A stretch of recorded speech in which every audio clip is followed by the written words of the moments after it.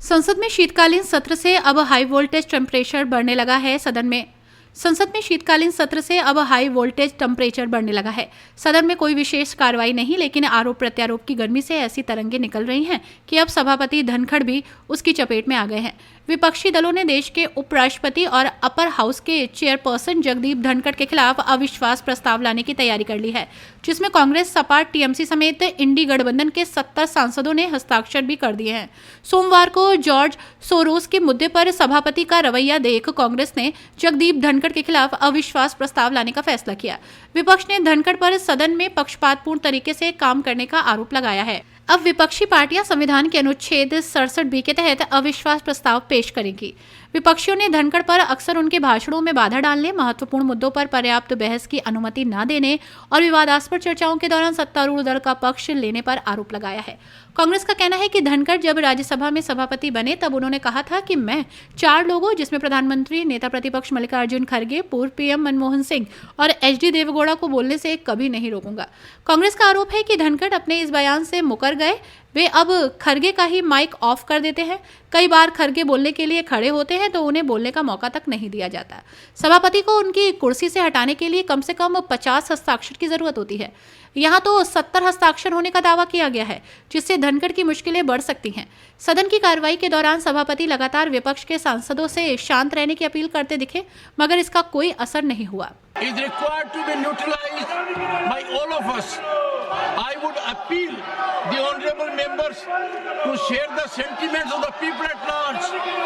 People at large are extremely concerned that all divisive forces, all forces that are pernicious to the concept of Bharat, all forces that have sinister design to run down our democracy, to bring down our progress, to impede our economic upsurge, have to be defeated by us.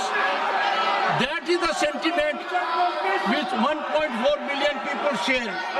That sentiment has to emanate from this house also.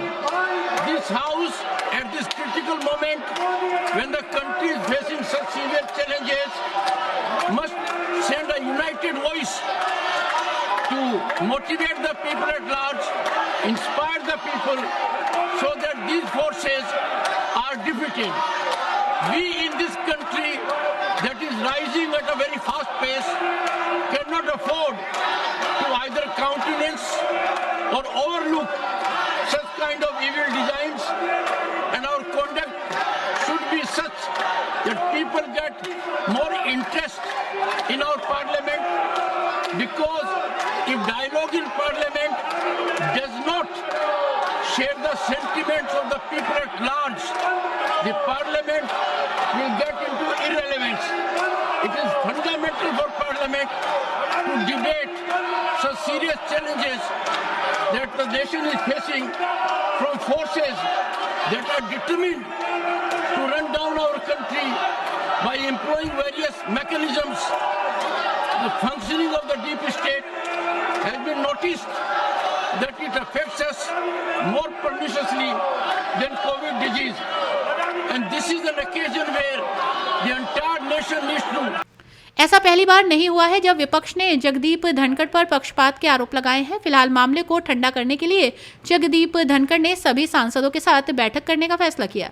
अब देखना है कि ये कार्रवाई पर एक बार फिर से विराम लगेगा या फिर किसी भी तरह से तिकड़म लगाकर विपक्षी राज्यसभा स्पीकर का तख्ता पलट करते हैं।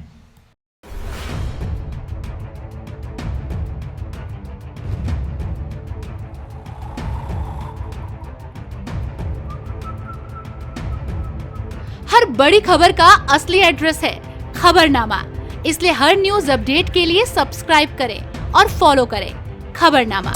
और इस वीडियो के लाइक बटन को प्रेस कर इस वीडियो पर कमेंट के जरिए अपनी राय देना ना भूलें।